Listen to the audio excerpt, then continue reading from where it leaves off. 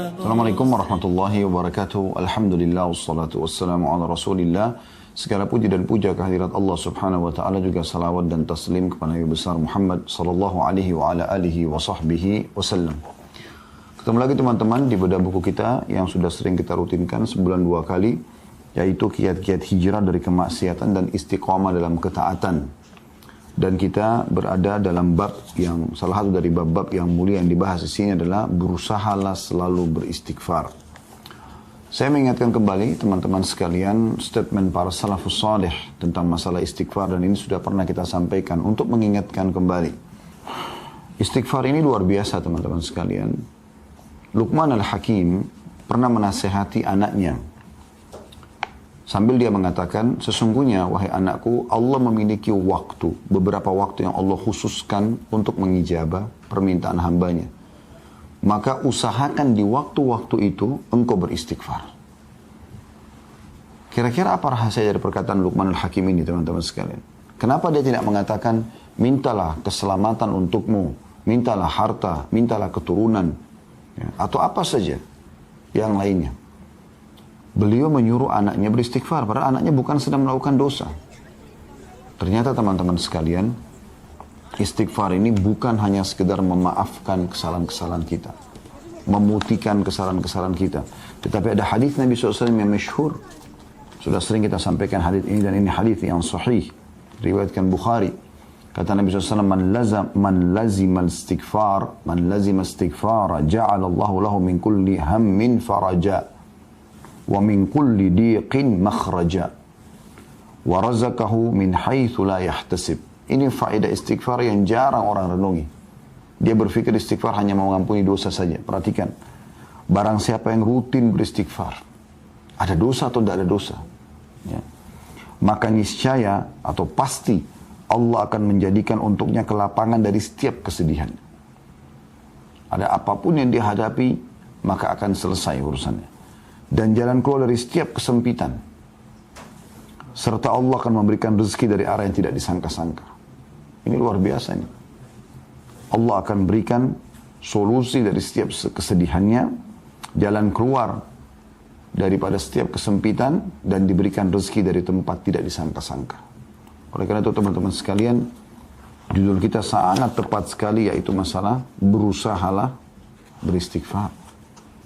Jadi tidak harus istighfar itu pada saat punya dosa, ya. Dan kita sedang membahas sub daripada judul kita ini, berusaha untuk istighfar, tentang situasi dan kondisi untuk istighfar. Dan kita sudah menjelaskan di poin pertamanya, memang ketika melakukan dosa. Tapi kan ada poin-poin lain, walaupun tidak sedang melakukan dosa, dianjurkan selalu melazimkan atau merutinkan istighfar. Yang terakhir teman-teman sekalian yang kita bahas adalah beberapa dalil yang mulia.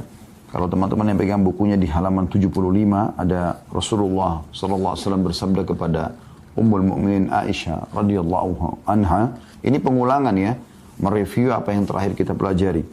Ya Aisyatu, in kunti almamti bi dzambin fastaghfirillah, fa inna at-taubata min adz-dzambi nadamu wal istighfar. Wahai Aisyah, jika kamu telah melakukan dosa, maka mohon ampunlah kepada Allah. Sebab sesungguhnya taubat dari dosa adalah penyesalan dan beristighfar. Hadis ini riwayat Ahmad. Pernah juga satu kali Aisyah berkata, radhiyallahu anha, tentu tidak disebutkan dalam buku kita, ini tambahan saja. Dia mengatakan, pada saat saya melihat Rasulullah SAW lagi sangat nyaman, maka saya mengatakan, ya Rasulullah, berdoalah untukku.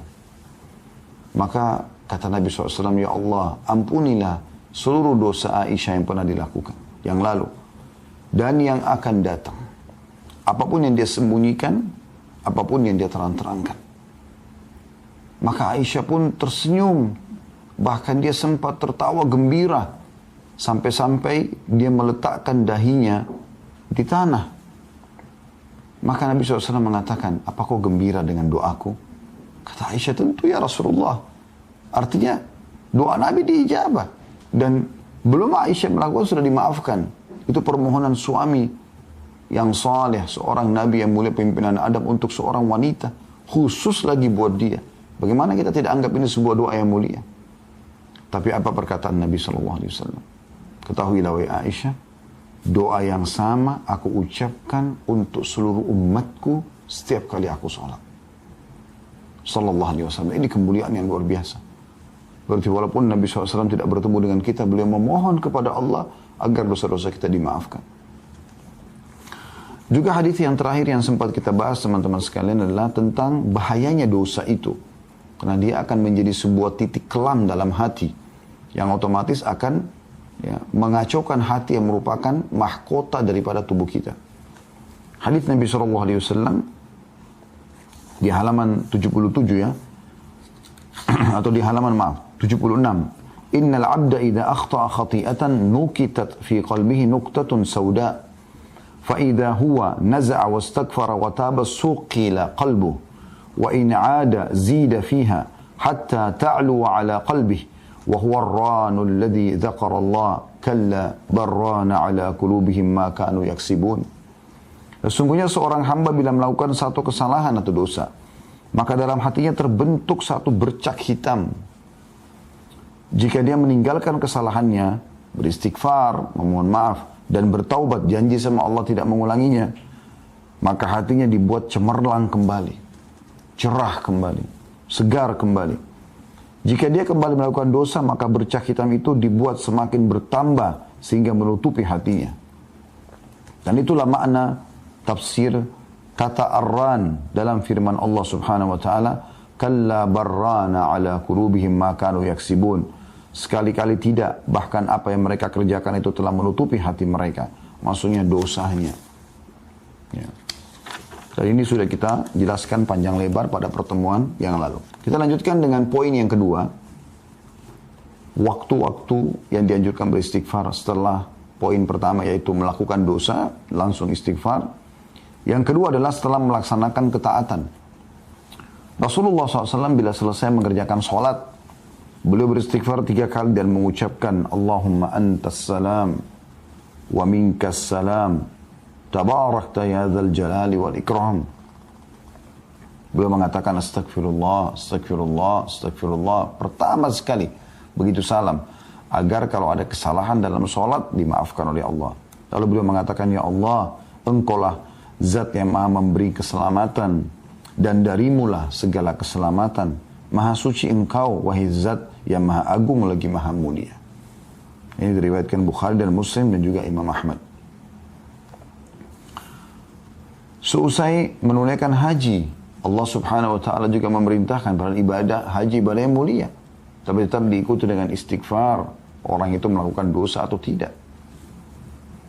Dalam firman-Nya dalam surah Al-Baqarah ayat 199 Allah berfirman, A'udzu billahi minasyaitonir rajim, "Tsumma afidhu min haitsu afadha an-nasu wastaghfirullah, innallaha ghafurur rahim."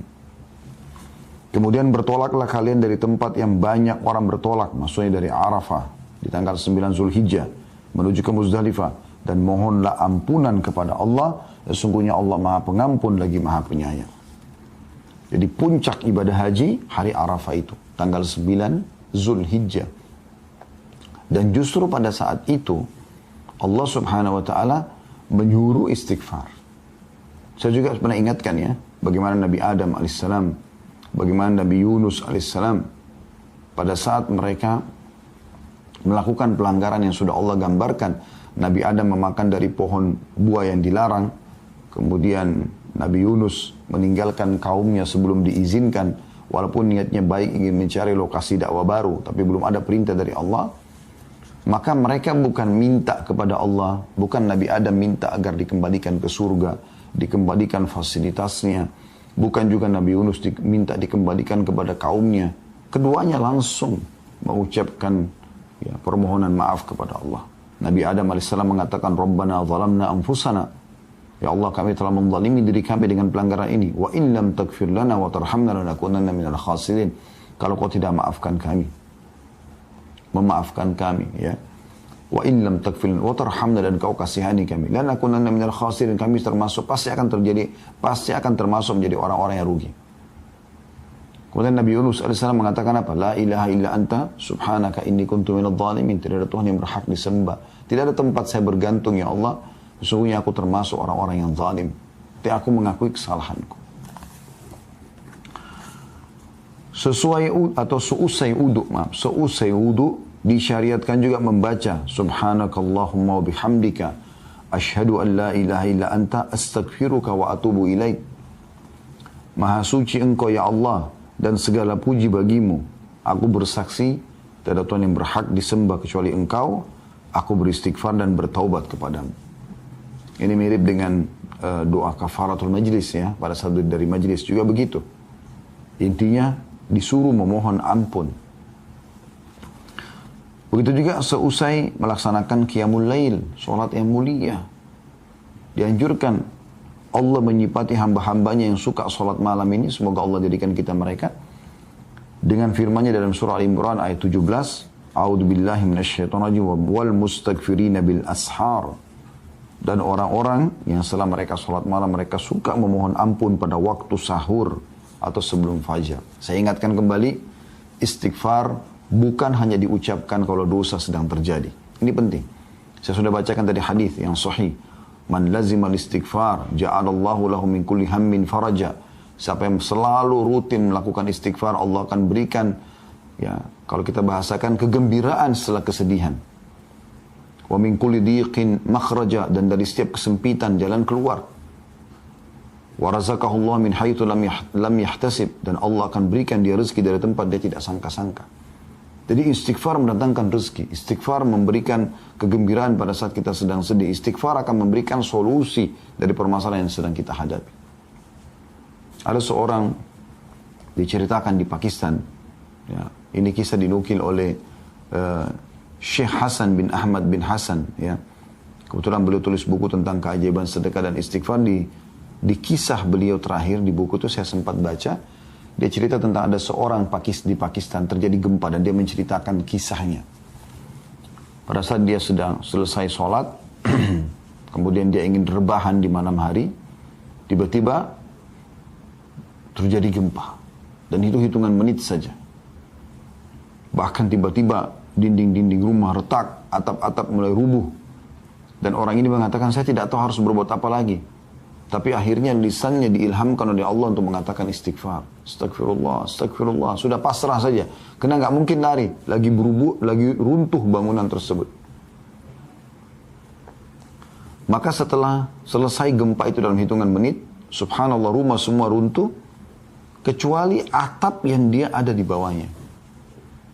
Hanya itu yang bertahan. Dengan sedikit tembok yang menahannya. Kemudian dia bilang dia bisa keluar dari permasalahan itu. Beliau juga mengangkat kisah ada seseorang yang sudah lama menikah, tidak punya keturunan. Lalu dia komitmen dengan istrinya, sekarang kita perbanyak istighfar. Bukan istighfar saja, perbanyak istighfar dengan kehadiran hati, lalu mohon kepada Allah Subhanahu wa Ta'ala. Setelah mereka komitmen, dan keajaiban terjadi setelah 10 tahun atau sekian tahun menikah tidak punya anak, hamil, punya anak. Lalu begitu selesai masa nifas, suaminya mengatakan, saya mengingatkan, kebetulan dia berikan nama anak pertama Yusuf, maka dia berjulukan Abu Yusuf sekarang karena sudah punya anak. Istrinya Ummu Yusuf, dia mengatakan, saya ingatkan Ummu Yusuf, kita sudah lama nggak punya anak. Bagaimana kalau kita praktekkan lagi istighfar ini dengan kehadiran hati, dengan serius, perbanyak, supaya kita diberikan anak yang kedua. Dan betul setelah masa nifas itu hanya beberapa hari, terhitung sudah hamil lagi. Terus saja begitu sampai mereka punya beberapa orang anak. Sampai waktu sudah punya anak sekian banyak, ya, sempat Ummu Yusuf mengatakan, kita berhentikan dulu amalan ini. Bukan berhentikan istighfarnya, maksudnya istighfar khusus untuk minta keturunan. Biarkan anak-anak kita besar dulu. Setelah mereka besar sedikit, kemudian dia pun ya, memohon lagi kepada Allah dan hamil lagi istri. Selama itu bukan bentrok dengan sunnatullah, peraturan yang Allah buat teman-teman sekalian, seperti misalnya Anda istighfar minta supaya malam hilang, itu nggak mungkin terjadi karena itu sunnatullah, peraturan Allah yang nggak mungkin berubah. Atau Anda memohon istighfar kepada Allah agar jenis kelamin laki-laki kalau Anda perempuan hilang, nggak mungkin, sudah sunnatullah, nggak mungkin. Atau hilang tidak ada kematian, nggak mungkin. Gitu kan? Selama bukan bentrok sama sunnatullah, maka tidak ada yang mustahil bagi sang pencipta Allah. Berita gembira bagi Anda yang belum punya keturunan, yang belum punya pasangan, yang terlilit utang, yang selalu merasa kesedihan, ya, yang masih kena sihir dan belum sembuh, yang semuanya istighfar, istighfar. Tapi istighfar yang benar-benar tutup mata Anda, renungi, ya. Tulus ikhlaskan niat astaghfirullahaladzim, alladzi la ilaha illa huwal hayyul qayyum wa atubu ilaih. Saya pribadi teman-teman pernah duduk di Madinah pada saat kami mau ujian. Itu saya duduk sambil coba baca pelajaran, belum faham-faham teman-teman. Kemudian saya tiba-tiba mengingat dulu ada satu dosen tingkat 2 kuliah di dakwah waktu itu.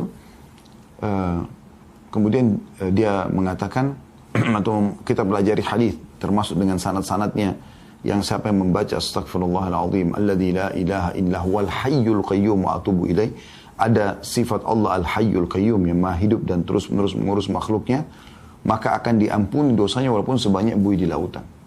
Subhanallah, saya berapa kali baca, gak faham-faham dan tidak konsentrasi. Pecah konsentrasi. Sebentar berdiri ngambil air zam-zam, sebentar kembali lagi. Sebentar tersibukkan dengan mengkonsumsi ada cemilan yang saya bawa. Sebentar saya sempat menghayal sejenak, ini kok gak fokus ya. Maka saya coba baca istighfar ini teman-teman. Sekali saya baca, dengan saya niat renungi, belum terasa apa-apa. Tapi begitu saya ulangin 5, 6, 7 kali, tapi terus dengan tenang, dengan konsentrasi, beda sekali subhanallah. Saya merasa seperti ada semangat baru yang membuat akhirnya saya lebih semangat dan muncul tiba-tiba. Setelah itu saya baca, alhamdulillah saya faham pelajaran tersebut dan nilainya Masya Allah, tabarakallah, besoknya luar biasa, memuaskan gitu. Jadi ini luar biasa teman-teman sekalian. Jadi memang istighfar itu bukan hanya sekedar memaafkan, bukan hanya sekedar pengakuan penyesalan, permohonan maaf kepada Allah pada saat kita berdosa, tapi memang untuk memberikan solusi dari setiap permasalahan kita. Bahkan Nabi SAW mengatakan tadi, memberikan rezeki dari tempat tidak disangka-sangka. Ya. Kemudian beliau mengatakan juga Allah memerintahkan kepada nabinya Sallallahu Alaihi Wasallam, Nabi Muhammad SAW, di akhir dakwah beliau dalam menyebarkan agama Allah dan kesungguhan beliau di jalannya untuk beristighfar. Nabi Muhammad SAW sudah berdakwah, sudah dengan pengorbanan luar biasa, Allah tetap suruh ikutkan dengan istighfar. Jadi istighfar sekali lagi, saya ulangi, bukan hanya sekedar kalau kita berbuat dosa, tapi rutinkan, berusaha agar selalu istighfar setiap saat. Karena manfaatnya besar sekali. Perhatikan Allah jelaskan dalam Al-Quran, dalam surah An-Nashr, ya, surah An-Nasr, An-Nasr ya, kemenangan. Ayat 1 sampai ayat 3. A'udzubillahi minasyaitonirrajim. Idza jaa nasrullahi wal fath wa ra'aitan nasa yadkhuluna fi dinillahi afwaja fasabbih bihamdi rabbika wastaghfirhu innahu kana tawwaba. Ya. Yang artinya apabila telah datang pertolongan Allah dan kemenangan, apabila telah datang pertolongan Allah dan kemenangan, dan engkau melihat hai Muhammad manusia berbondong-bondong masuk agama Allah, maka bertasbihlah ya, kepada Tuhanmu dengan memuji Tuhanmu dan memohon ampunlah, istighfarlah, sesungguhnya Dia maha menerima taubat hamba-hambanya.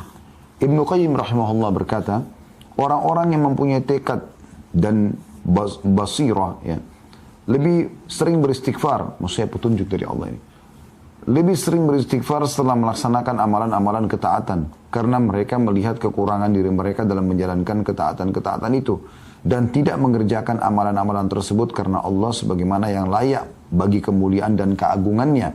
Dan seandainya tidak ada perintah, tentu tidak ada seorang pun berani melakukan ibadah ini, dan dia tidak rela dengan hal itu bagi tuannya. Ini maksudnya adalah perkataan Ibnu Qayyim rahimahullah, harusnya kita ini walaupun kita sudah merasa maksimal dalam mengerjakan ibadah.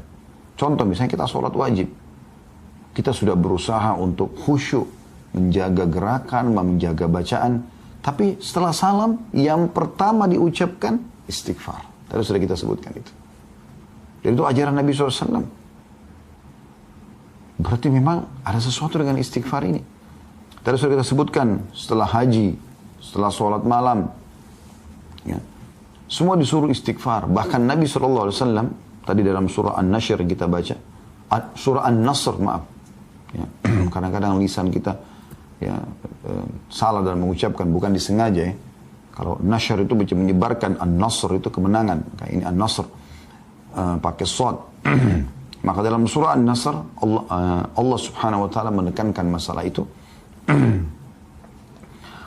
Pada saat Nabi SAW berhasil menaklukkan kota Mekah, kemudian beliau setelah itu melaksanakan peperangan lanjutan yaitu perang Hunain dan mengalahkan suku Hawazim, suku yang besar setelah Quraisy. Maka dua suku besar di Jazirah Arab sudah takluk, bahkan panglima perangnya masuk Islam pada saat itu. Kemudian beliau menuju ke Tabuk, ya, menyerang wilayah Romawi. Setelah beliau pulang, bisa dikatakan hampir seluruh Jazirah Arab takluk kepada Nabi SAW. Maka pada saat itu manusia berbondong-bondong datang. Ada yang memang karena hatinya tersentuh mendapat hidayah Islam, ada yang takut kepada kaum muslimin. Maka manusia berbondong-bondong datang masuk Islam. Allah mengatakan, pada saat kemenangan Allah sudah datang, hai Muhammad, dan kau melihat manusia berbondong-bondong masuk ke agama Allah, maka bertasbihlah kepada Tuhanmu. Bilang subhanallah, maha suci Allah. Alhamdulillah, segala puji bagi Allah. Kemudian beristighfarlah. Wastaghfiruh. Nabi disuruh istighfar. Karena jangan sampai nanti ini bisa membuat riya, bisa membuat sombong. Istighfar membuat kita lebih merendah. Karena Allah maha menerima taubat hamba. Makanya Nabi Muhammad SAW pada saat masuk ke Mekah, beliau menundukkan kepalanya SAW yang mulia sampai ya terlihat seakan-akan batang leher beliau ini ya itu sama rata dengan bagian tengah kepalanya sallallahu alaihi wasallam karena merendahnya kepada Allah Subhanahu wa taala. Yang ketiga, dalam zikir-zikir rutin harian, kata beliau, ya, ini yang dianjurkan istighfar. Doa-doa sholat pada umumnya berisi istighfar. Misalnya dalam doa istiftah, ya, di dalam doa sujud. Kan itu doa iftitah misalnya, atau istiftah itu kan, Allahumma ba'id baini wa baina khatayaya, ya. Ya Allah jauhkan antara aku dengan dosaku, gitu kan. Ya, itu termasuk memohon ampun. Di antara doa sujud, Rabbighfirli warhamni. Rabbighfirli, ya Allah ampunilah aku. Warhamni, kasihanilah aku, dan seterusnya. Dalam ruku dan sujud, ada subhanakallahumma bihamdika, Allahumma gfirli. Ini salah satu doa ruku yang sama juga dengan doa sujud. Maha suci engkau ya Allah, ampunilah dosa-dosaku, gitu kan. Ketika Abu Bakar radhiyallahu anhu memohon atau meminta kepada Nabi SAW agar mengajarinya doa yang akan dia ucapkan dalam sholat khusus, Abu Bakar minta doa khusus, ya Rasulullah, saya minta doa khusus dari anda, saya baca dalam sholat saya. Lalu Nabi SAW memerintahkan membaca, Allahumma inni zalamtu nafsi zulman kathiran wa la yakfiru dhunuba illa ant faghfirli min indika warhamni innaka antal ghafurur rahim.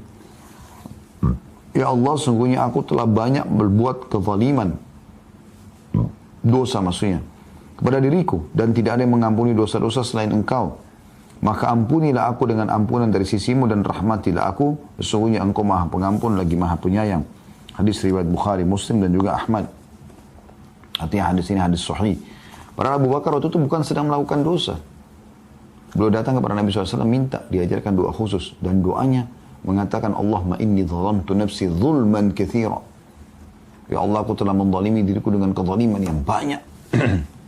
Padahal Abu Bakar bukan radhiyallahu anhu melakukan dosa pada saat itu, ya. Demikianlah, kata beliau, anda mengetahui bahwa tidak ada tempat pun yang di dalamnya disyariatkan berdoa dalam sholat, melainkan di dalamnya disyariatkan beristighfar. Dalam zikir-zikir pagi dan petang disyariatkan supaya berdoa dengan sayyidul istighfar, tuannya istighfar. Yang anda sudah tahu tentu, Allahumma anta rabbi, sudah pernah kita bahas itu, ya. Ya Allah, engkau adalah penciptaku. Allahumma anta rabbi la ilaha illa anta khalaqtani, tidak ada Tuhan yang berhak disembah kecuali engkau, engkau telah menciptakan aku. Wa ana abduka, aku adalah hambamu. Wa ana ala ahdika, dan aku selalu sesuai dengan perjanjian denganmu. Wa wa'dika, dan janji-janjimu. Mastata'tu, semampuku. A'udzubika min syarri ma sana'tu, aku berlindung kepadamu dari semua keburukan yang aku lakukan. Abu'u laka bi ni'matika alayya, aku mengakui semua nikmatmu padaku. Wa abu'u bi dzambi, dan aku akui semua dosa-dosaku. Faghfirli, maafkanlah aku. Fa innahu la yaghfiru dzunuba illa anta, karena tidak ada yang bisa mengampuni dosa kecuali engkau. Apa kata Nabi SAW? Anda kalau pegang bukunya di situ, hadis riwayat Bukhari dan juga Ahmad, man qalaha minan nahari muqinan biha famata min yaumi qabla an yumsiya fahuwa min ahli jannah. Siapa yang membaca tadi itu, saya istighfar, tuannya istighfar yang baru saya sebutkan tadi, pada waktu siang atau pagi hari dengan meyakininya, betul-betul tulus baca, mohon ampun dari Allah, lalu dia mati pada hari tersebut sebelum sore, maka dia termasuk penghuni surga. Lalu lanjutan hadisnya, wa man qala minal laili wa huwa muqinun biha famata qabla an yusbiha fa huwa min ahli jannah. Dan siapa yang mengucapkan ini di sore hari, di malam hari atau di petang atau di malam hari ya, dan dengan penuh keyakinan maka dia mati sebelum pagi hari, dia termasuk ahli surga. Yang keempat, anjuran beliau mengatakan senantiasa beristighfar setiap saat. Inilah wirid rutin Nabi SAW, padahal beliau telah diampuni dosanya yang telah lalu dan akan datang. Dari Al-Aghar Al-Muzani radhiyallahu anhu, dia mengatakan bahwasanya Rasulullah SAW bersabda, innahu la yughanu ala qalbi wa inni la astaghfirullah fil yawmi 100 marrah. Sesungguhnya terkadang hatiku tertutupi oleh sesuatu, dan sungguhnya aku beristighfar kepada Allah dalam sehari 100 kali. Hadis ini riwayat Muslim. Jadi kalau Nabi SAW istighfar 100 kali, Anda bagaimana? Kita bagaimana, saya dan Anda? Harusnya kita ikuti Nabi SAW. Padahal beliau sudah diampuni dosanya yang lalu dan yang akan datang. Juga dalam riwayat Abu Hurairah radhiyallahu anhu, dia menuturkan, aku mendengarkan Rasulullah SAW bersabda, wallahi inni la astaghfirullah wa atubu fil yawmi akthara min 70 marrah. Beliau bersumpah atas nama Allah mengatakan, demi Allah, untuk memastikan agar umatnya tidak usah ragu dengan ini. Sesungguhnya aku beristighfar dan bertobat kepada Allah dalam sehari lebih dari 70 kali. Hadis ini riwayat Bukhari. Ya. Jadi lebih dari 70 kali nyambung dengan hadis yang sebelumnya tadi. Beliau mengatakan 100 kali. Lebih dari 70 kan bisa 100. Dan disentuhkan sudah di hadis yang pertama tadi kalau 100 kali beliau membacanya. Dan Ibnu Umar meriwayatkan juga, dia menuturkan, inna kunna la na'uddu li Rasulillah sallallahu alaihi wasallam fil majlisil wahidi 100 marrah rabbighfirli wa tub alayya innaka antat tawwabur rahim. Sesungguhnya kami biasa menghitung bahwa dalam satu majlis Rasulullah SAW mengucapkan doa ini 100 kali. Wahai Tuhanku, ampunilah aku dan terimalah taubatku. Sesungguhnya engkau maha penerima taubat lagi maha penyayang. Hadis ini riwayat Abu Dawud, Tirmidzi, dan dikatakan hadisnya hasan sahih. Rabbi ghfirli wa tub alayya innaka antat tawwabur rahim. Nabi SAW membacanya dalam satu majlis 100 kali. Dari riwayat ini kita bisa lihat bahwasanya bukan berarti angka istighfar dipatok 100 kali. Tapi bisa bermakna bahwasanya Nabi SAW di setiap kali kesempatan membaca minimal 100 kali. Atau membaca 100 kali istighfar. Ya. Artinya dalam sehari bisa lebih daripada itu. Maka boleh orang seperti dulu kita berusaha selalu istighfar setiap saat. Pokoknya jangan diam teman-teman sekalian. Diam Anda itu zikrullah, berdoa, memuji Allah kah, bertakbir kah, bertahlil kah, beristighfar kah, terus. Dalam banyak doa yang diucapkan oleh Nabi SAW, beliau senantiasa memohon ampun kepada Allah. Seperti misalnya dari Aisyah radhiyallahu anha, beliau berkata, ma sallan nabiyyu sallallahu alaihi wasallam salatan ba'da an nazalat alaihi idza jaa nasrullah wal fathu illa yaqulu fiha subhanaka rabbana wa bihamdika allahumma ighfirli.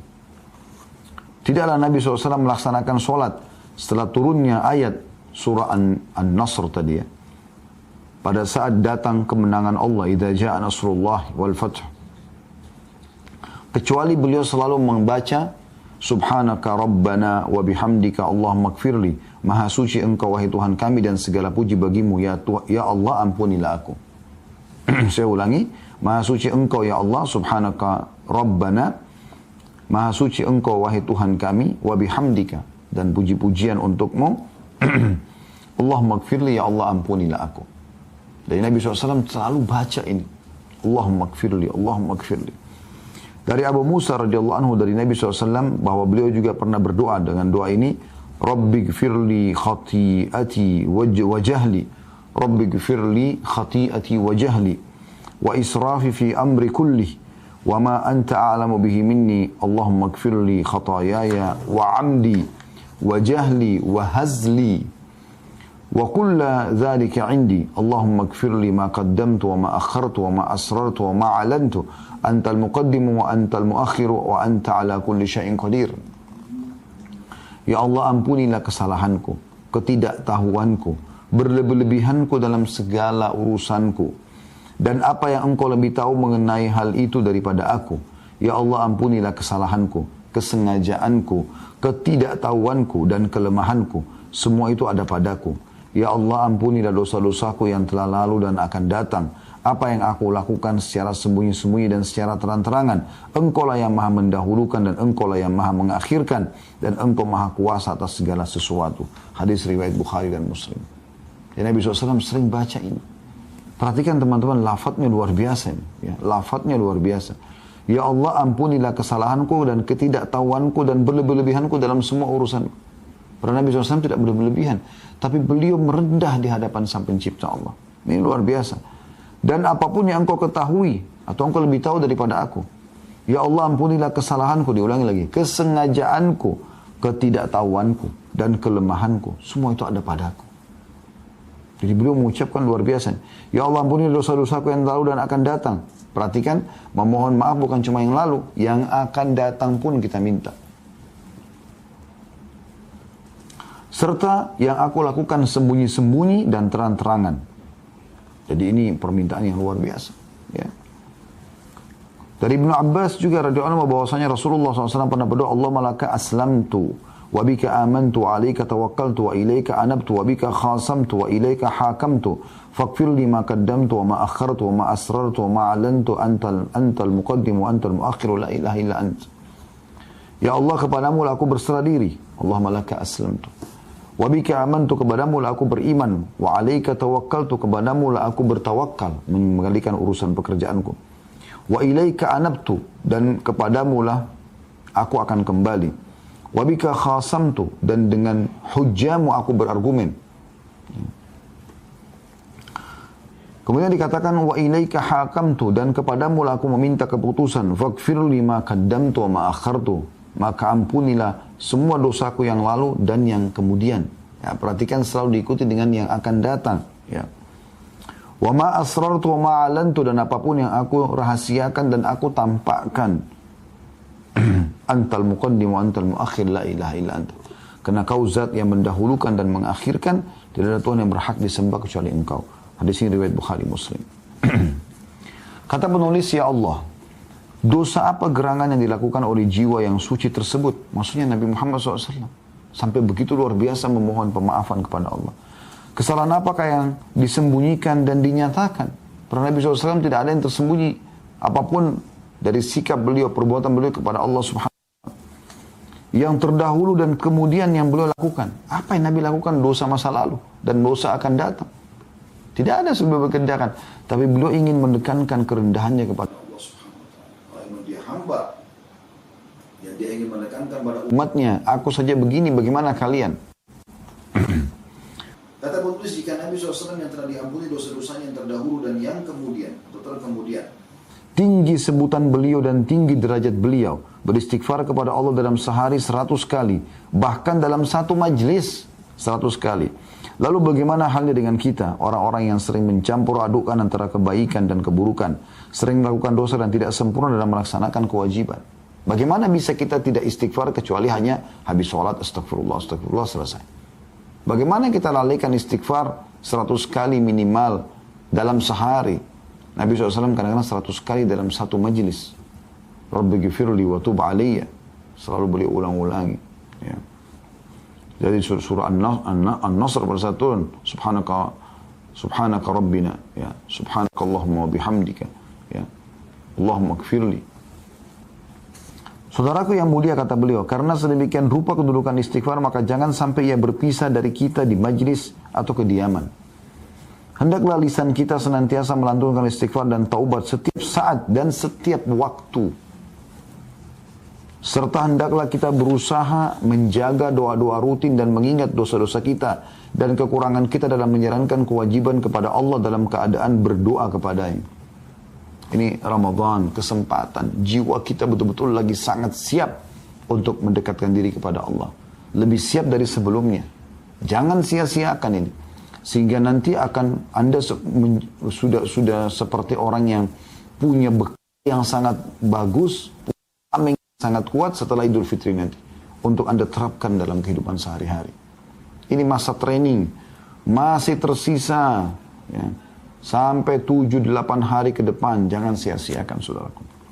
Istighfar yang berbekas dalam jiwa dan terlaksana tujuannya ialah istighfar yang di dalamnya hati dan lisan sejalan.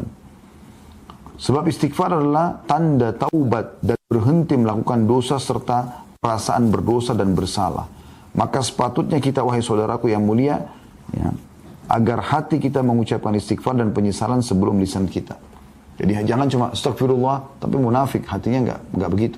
Enggak. Kalau perlu kata beliau, hati lebih dulu beristighfar, menyesali perbuatan sehingga lisan mengucapkan dengan tulus, aku memohon maaf kepadamu ya Allah. Astagfirullah wa atubu ilaih.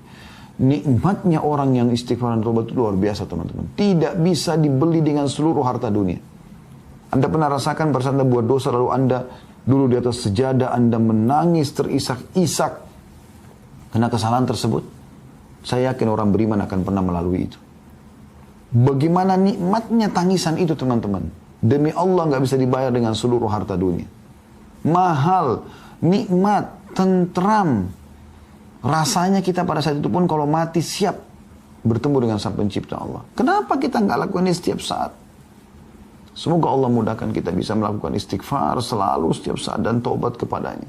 Sehingga selalu saja kita mendapatkan di buku amal kita, selalu ada istighfar. Ingat para salaf saleh mengatakan tidak ada sesuatu yang lebih dicintai oleh seseorang nanti yang menemani di kuburan dibandingkan istighfarnya. Sebagian mereka mengatakan kalau sungguh bahagia orang yang di buku amalnya setiap 2 baris dia temukan istighfar. Sehingga kalau ada kesalahan dimaafkan, ada kesalahan dimaafkan. Itu luar biasa. Kata beliau, istighfar wahai saudaraku yang mulia adalah Allah Maha Suci dan Maha Tinggi. Disebutkan dari Ali radhiyallahu anhu bahwasanya Rasulullah SAW bersabda, Inna rabbaka ya'jabu min abdihi idha qala rabbi gfirli dhunubi wa huwa ya'lamu annahu la yakfiru dhunuba ghairi.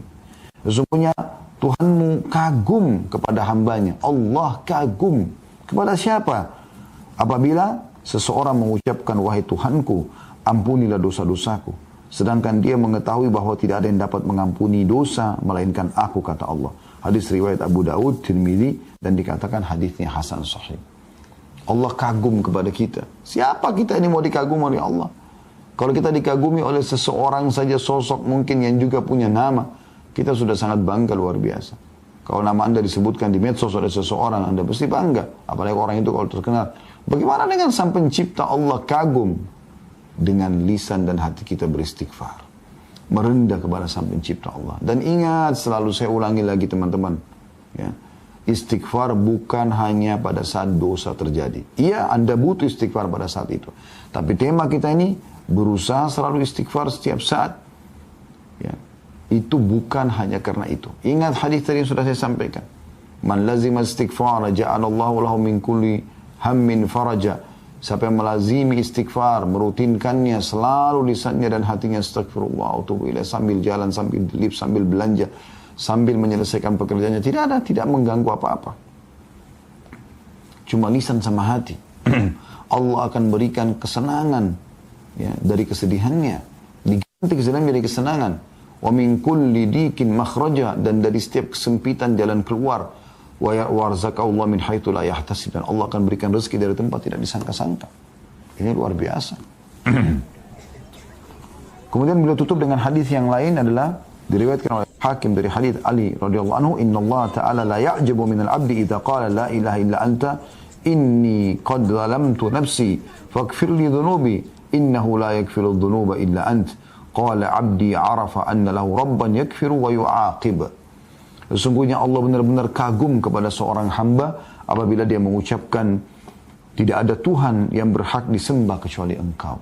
Coba pelan-pelan ucapkan ini. Tidak ada Tuhan yang berhak disembah kecuali Engkau. Sesungguhnya aku telah menzalimi diriku. Aku telah melakukan dosa dan ini kezaliman terhadap diriku. Maka ampunilah dosa-dosaku. Bersihkan semua itu ya Allah. Sesungguhnya tidak ada yang dapat mengampuni dosa-dosa kecuali Engkau. Maka Allah berfirman, hambaku mengakui bahwa dia mempunyai Tuhan yang akan dapat mengampuni dan menghukumnya. Hadis riwayat Al-Hakim. Dalam riwayat lain yang sudah kita bacakan ya, hadisnya, Anda masih ingat, sebagai penutup adalah ada sempat di halaman 77 ya, dari Abu Hurairah radhiyallahu anhu. Saya ingin teman-teman kita tutup dengan hadis ini. Diriwayatkan dari dalam Sahihain riwayat Bukhari Muslim bahwasanya Nabi SAW bersabda, inna abdan asaba dzamban faqala rabbi adnabtu faghfirli faqala rabbuhu alima abdi anna lahu rabban yakfiru dzamba wa ya'khudhu bihi ghafartu li abdi. Sesungguhnya seorang hamba melakukan dosa, maka dia berkata, wahai Tuhanku, aku telah melakukan satu dosa, ampunilah aku. Maka Tuhannya berfirman, Allah langsung merespon pada saat itu, hambaku tahu bahwa dia mempunyai Tuhan yang mengampuni dosa dan menghukum karenanya. Aku telah mengampuni hambaku ini. Nah, dia tulus, dia ikhlas mau kembali kepada Allah. Thumma makatha ma sya'allahu thumma asaba dzamban.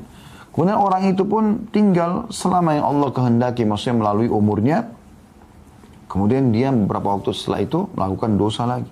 Faqala, ya, thumma makatha, kemudian dia tinggal, Masya Allah, sesuai yang Allah tentukan waktu untuk dia. Thumma asaba dzamban, kemudian dia berbuat dosa lagi. Faqala alima abdi anna lahu rabban yakfiru dzam wa ya'khudhu bihi ghafartu li abdi. Kemudian dia ulangi lagi kalimatnya tadi. Dia memohon ampun kepada Tuhan. Lalu Allah mengatakan, hambaku mengetahui bahwasanya dia punya Tuhan yang mengampuni dosa dan memaafkan, maka aku telah ampuni hambaku ini. Kemudian dia terjerumus lagi dalam dosa.